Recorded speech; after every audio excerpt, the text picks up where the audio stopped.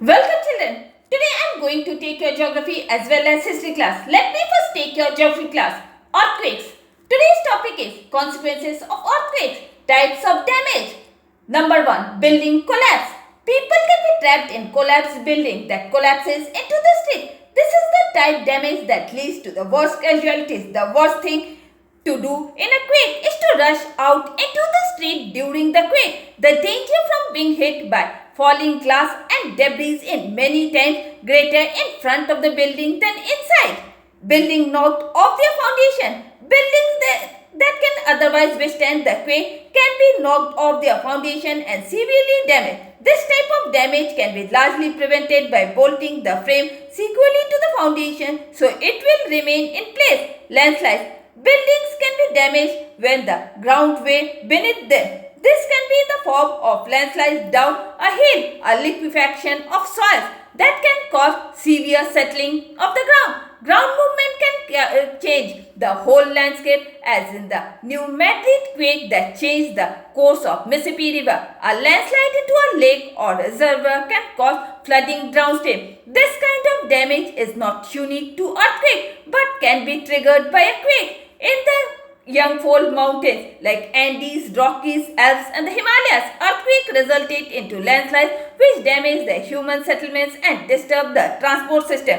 Fire. Fires often break out following earthquakes. They can be caused by flammable materials being thrown into a cooking or heating fire or broken gas lines. Fires can easily get out of control since the earthquake may have broken water mains or blocked roads. Firefighters need to use. There are many demands made of the emergency response system that slow down response to fire. At the occurrence of earthquake, short circuits of live electric wires and damage to blast furnaces in factories and other fire-related appliances can cause devastating fires.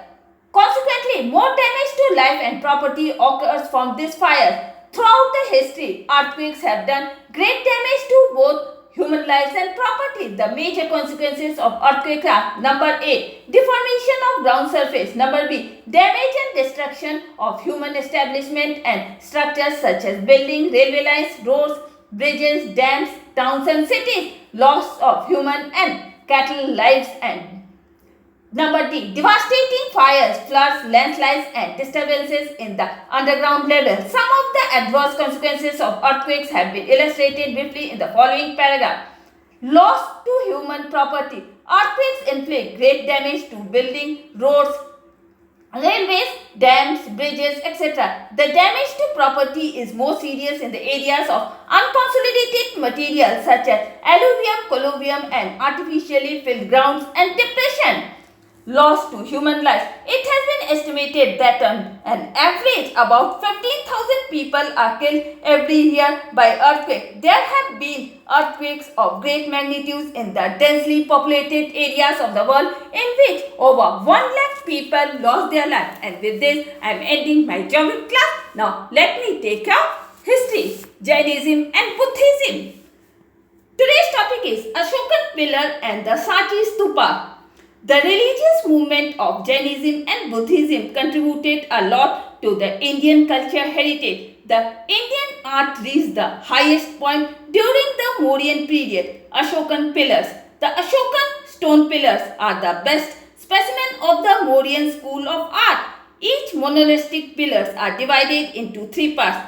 Base. This part remains buried to the ground. Number 2. The shaft. It is made up of one piece of stone. The buff color sandstone pillars are beautifully polished that they appear to be metal pillar. Each pillar reveals the engineering skill of the people during that time. At the top of each pillar is the capital made up of single stone. These pillars are found at various parts of India. The lion capital, the Sarnath. The famous Ashokan pillar is the Sarnath at the Deer Park where Buddha gave his first sermon. The magnificent sculptures of the modern period is the lion capital of the Sarnath pillar. The wheel of the Dharma Chakra depicts the message of Buddha to all parts of the world. Modern India has given recognition to the capital of the Sarnath pillar by adopting it to the national emblem. The figure of the four lions has been used on the Indian currency and the wheel is shown as our national flag. Stupa. A stupa is a dome structure made of stone or bricks. The purpose of the stupa was to enshrine the relics of the Buddha. Ashoka is credited have built many stupas all over India. The stupa is at Bharhat, Bodh Gaya and Sanchi are remarkable specimens of Buddhist architecture. The Sanchi Stupa, the great stupa at Sanchi near Vidisha in Madhya Pradesh, was built during the 3rd century BC to enshrine the relics of Buddha. Later it was enlarged during the Sangha period. The four gateways of the four sides of the stupa, covered with magnificent sculpture, depicts the Jataka tales of Buddha's life. The Sanchi Stupa reveals a high standard of development in the technical and artistic skills of the people during the Sangha period. And with this, I am ending my today's class. Goodbye.